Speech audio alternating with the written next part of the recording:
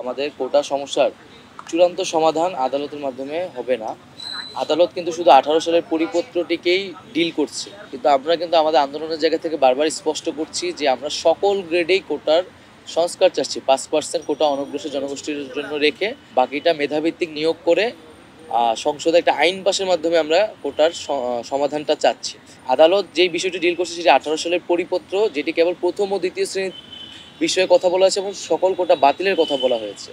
আমরা 18 পরিপত্র থেকে সরে এসেছি এই কারণে, কারণ 18 পরিপত্র যদি বহাল থাকেও সেটি কিন্তু বারবার কোর্টে যাবে। একজন ক্ষুদ্র নিগোষ্ঠী বা একজন প্রতিবন্ধী যদি আবার হাইকোর্টে যায় সেটি কিন্তু আবার রিট হবে, আবার বাতিল হবে। আমরা ইতিমধ্যে দেখছি যে 18 সালে পরিপত্র জারি করলো নির্বাহী বিভাগ, বিচার বিভাগ 24 সালে এসে সেটা বাতিল করলো, এখন সেটা আবার স্থিতি অবস্থা দেওয়া হয়েছে। 4 সপ্তাহ পর যে সেটি আবার বাতিল করবে না, এর কোনো নিশ্চয়তা আমরা দেখতে পাচ্ছি না। ফলত আদালতের এই দীর্ঘসূত্রিতার মধ্যে আসলে কোটা সমস্যার সমাধান করা যাবে না। এখানে নির্বাহী বিভাগকে হস্তক্ষেপ করতে হবে এবং জাতীয় সংসদের মাধ্যমে আইন পাশ করলে এই সমস্যার চূড়ান্ত সমাধান হওয়া সম্ভব। তাই আমরা আমাদের আন্দোলনটা কিন্তু নির্বাহী বিভাগ এবং সরকারের কাছেই আমরা তাদের দৃশ্যমান পদক্ষেপ এবং হস্তক্ষেপ চাচ্ছি। ছাত্রলীগের যে আনুষ্ঠানিক সংবাদ সম্মেলনে এই কোটা নিয়ে এই সংবাদ সম্মেলনের প্রতিক্রিয়া আপনারা আসলে মন্তব্য করছেন? তারা এই আন্দোলনকে এক অর্থে সমর্থন করেছে, এদের জন্য তাদেরকে সাধুবাদ জানাই। এবং জনদুর্ভোগের বিষয়টা আমি ব্যাখ্যা করেছি। তারা যেহেতু সরকার দলীয় ছাত্র সংগঠন, এখানে তাদেরও ভূমিকা রাখার অনেক বেশি সুযোগ রয়েছে। তারা চাইলে সরকারকে প্রেশার করতে পারে যাতে এই বিষয়ে সরকার দ্রুত হস্তক্ষেপ করে। এটি আন্দোলনকারীদেরকে অভিযোগ করা, তাদের দিকে আঙ্গুল তোলাটা একেবারেই অনুচিত। সরকার কিন্তু নীরব ভূমিকা পালন করে যাচ্ছে, দায় এড়াচ্ছে, এটি আমাদের স্পষ্টভাবে বলা উচিত। আর ছাত্রলীগের প্রতি আহ্বান থাকবে তারা এই আন্দোলনে যাতে কোনো ধরনের বাধার তৈরি না করে। বিভিন্ন হলে আমরা দেখেছি পরোক্ষভাবে বাধা তৈরি করছে হলের নেতারা। তো সেই ক্ষেত্রে তাদেরও এটা আসলে নির্দেশনা দেওয়া উচিত তাদের নেতাকর্মীদের উপরে, যে এই আন্দোলন কিন্তু কোনো রাজনৈতিক আন্দোলন না, সেই অর্থে এটা একটা কোটা, একটা স্পেসিফিক ইস্যুতে আন্দোলন এবং সকল ধরনের চিন্তার মতে শিক্ষার্থীদের সম্মেলন কিন্তু এই আন্দোলনে আছে। ছাত্রলীগের একটা বড় অংশ কিন্তু এই আন্দোলনে অংশগ্রহণ করছে। তো এটা আসলে শিক্ষার্থীদের স্বার্থের দাবি। তো যদি কোনো সংগঠন এই স্বার্থের দাবির বিপক্ষে দাঁড়ায় তাহলে কিন্তু শিক্ষার্থীরাই তাদের বিরুদ্ধে যাবে এবং তাদের উপর প্রশ্ন তুলবে। তো সেই জায়গা থেকে আমি মনে করি ছাত্রলীগ সহ সকল ছাত্র সংগঠনের এই আন্দোলনের উপর প্রতি একাত্মতা পোষণ করা উচিত এবং যার যার জায়গা থেকে আসলে এই আন্দোলনের পক্ষে জনমত তৈরি করা উচিত।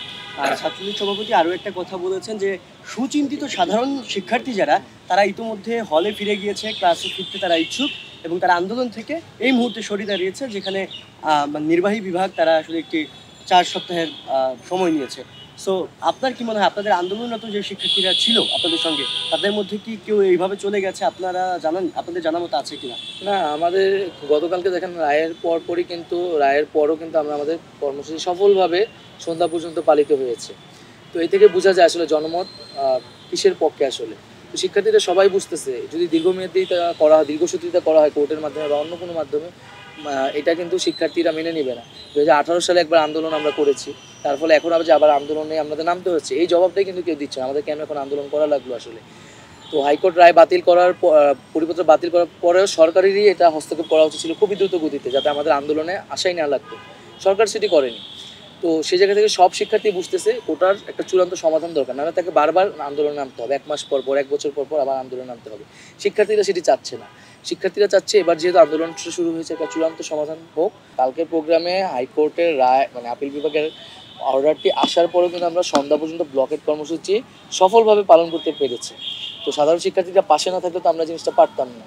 ফলত আমরা মনে করি সাধারণ শিক্ষার্থীরা আছে, বরং সাধারণ শিক্ষার্থীদের জনমতের ভিত্তিতেই আমরা কর্মসূচিগুলো দিচ্ছি, আমরা মাঠে থাকছি, আমরা নিজ উদ্যোগে এখানে কর্মসূচি দিচ্ছি না। শিক্ষার্থীরা যেটা বলছে, তারা যেটা চাচ্ছে সেই অনুযায়ী কর্মসূচি হচ্ছে। সংবাদ সম্মেলনের পরে আপনারা কোনো আশঙ্কা করছেন যে ছাত্রলীগ তারা আনুষ্ঠানিক কোনো বাধা দিতে পারে? আপনার কাছে মনে হয়?